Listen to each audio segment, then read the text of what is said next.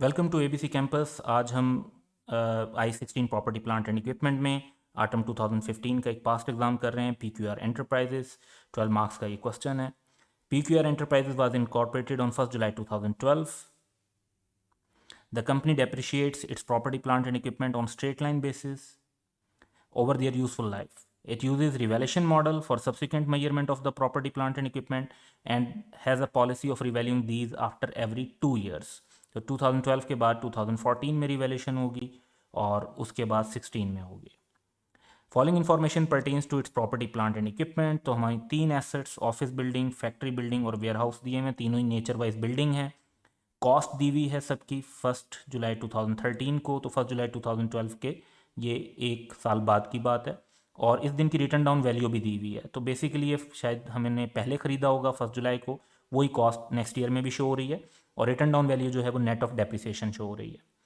फिर क्योंकि 2 ईयर्स गुजर गए थे तो value determined by professional valuer in 2014 given है। Useful life in year given है। ओरिजिनल एट एक्विजिशन जो थी और रिमेनिंग, अच्छा यहाँ पर जो ये अमाउंट है इसको हम क्वेश्चन को कॉन्सेप्चुअली करेक्ट रखने के लिए हम चेंज कर रहे हैं इस वर्डिंग को कि ये होना चाहिए कि जो यूजफुल लाइफ रिवाइज हुई ड्यूरिंग 2015, ताकि क्वेश्चन के अंदर इस क्लैरिटी के साथ इसको सॉल्व किया जाए। और सजेस्टेड आंसर भी बेसिकली इसी बेस पर सॉल्व हुआ है, तो इसको हम फॉलो करेंगे। During the year there were no additions और डिलीशंस, तो ये बात आसान हो गई। As per policy PQR transfer the maximum possible amount from the revaluation surplus to retained earnings on an annual basis. तो इंक्रीमेंटल डेप्रिसिएशन का ट्रांसफर भी करना है हमने। और नेसेसरी जर्नल एंट्रीज की रिक्वायरमेंट है फॉर 2 ईयर्स 2014 एंड 15। हमारे पास जो इनिशियल अमाउंट दी हुई हैं वो हमें दी हुई हैं 2013 के स्टार्ट की, यानी यहाँ से ही हमने आगे लेकर चलना है। तो बहरहाल हम शुरू कर लेते हैं 1 जुलाई 2012 से, ताकि एक साल की और कैलकुलेशन में 1 मिनट लगेगा लेकिन कॉन्सेप्ट मज़ीद क्लियर हो जाएगा। सबसे पहले हम अगर जर्नल एंट्रीज़ का फॉर्मेट डेवलप कर लेते हैं और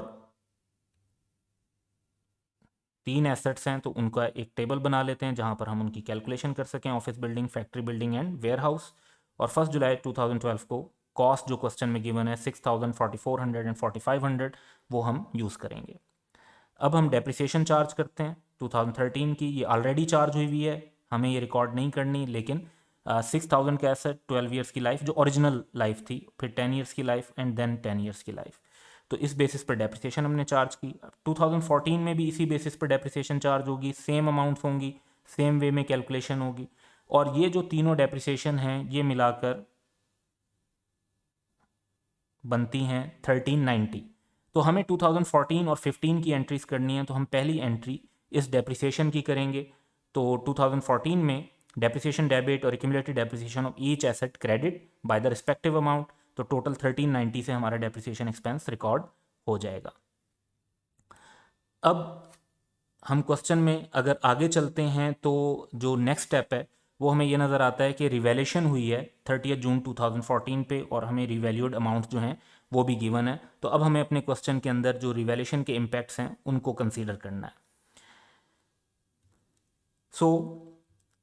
30 जून को सारी डेप्रिसिएशन के बाद हमारे एसेट्स जो हैं वो 5000, 3520 और 3600 पे शो हो रहे हैं, लेकिन ये रिवैल्यूएशन से पहले वाली अमाउंट है। रिवैल्यूड अमाउंट जो क्वेश्चन में गिवन है वो 5750, 3320 एंड 3350 गिवन है। और इससे हम डिफरेंस निकालते हैं तो हमारे पास रिवैल्यूएशन का इफेक्ट आ जाता है। एक एसेट पर गेन है और 2 एसेट्स में लॉस है, तो गेन और लॉस आ गया।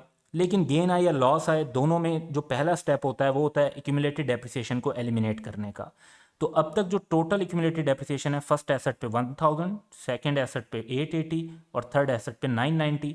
तो एज अ फर्स्ट स्टेप हम इस एक्यूमुलेटेड डेप्रिसिएशन को एलिमिनेट कर देंगे, तो हर एसेट की एक्यूमुलेटेड डेप्रिसिएशन डेबिट और रिस्पेक्टिव एसेट क्रेडिट हो जाएगा अमाउंट से।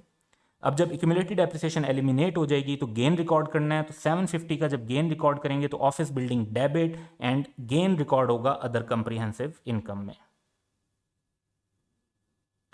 उसके बाद इन दोनों एसेट्स को जिन पे लॉस आया है 200 और 250 का, तो 450 का लॉस रिकॉर्ड करेंगे और रेलिवेंट एसेट को क्रेडिट कर देंगे।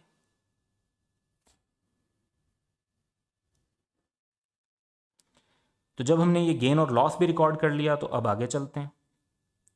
अब 2014 तक की तो हमारी अकाउंटिंग कंप्लीट हो गई। 2015 में अब लाइफ चेंज हो रही है और उस हिसाब से जो डेप्रिसिएशन है वो भी हमें चेंज करनी पड़ेगी, और सिर्फ डेप्रिसिएशन की एंट्री होनी है। और जब डेप्रिसिएशन की एंट्री होगी तो जिस एसेट पे सरप्लस होगा उसके इंक्रीमेंटल डेप्रिसिएशन की एंट्री को भी हमें कंसीडर करना होगा। तो उसकी तरफ चलते हैं। बस अब ख्याल ये रखना है कि हम अब प्रीवियस लाइफ को यूज़ नहीं करेंगे, 2015 में हम न्यू लाइफ को यूज़ करेंगे। सो ऑन दिस बेसिस जब हम डेप्रिसिएशन चार्ज करेंगे यूजिंग न्यू लाइफ, तो अब हमने 8 ईयर्स, 9 ईयर्स एंड 8 ईयर्स को रिस्पेक्टिवली यूज़ किया, और डेप्रिसिएशन की एंट्री हम स्ट्रेट फॉरवर्ड रिकॉर्ड कर सकते हैं, और एसेट की वैल्यू भी हमने फाइंड आउट कर ली। तो depreciation expense debit, accumulated depreciation of each asset individually हमने क्रेडिट कर दी। अब इन दो एसेट्स के ऊपर तो लॉस था, तो इनमें तो इंक्रीमेंटल डेप्रिसिएशन का इशू नहीं है। जिस एक एसेट के ऊपर गेन था इसके ऊपर इंक्रीमेंटल डेप्रिसिएशन का इशू आएगा।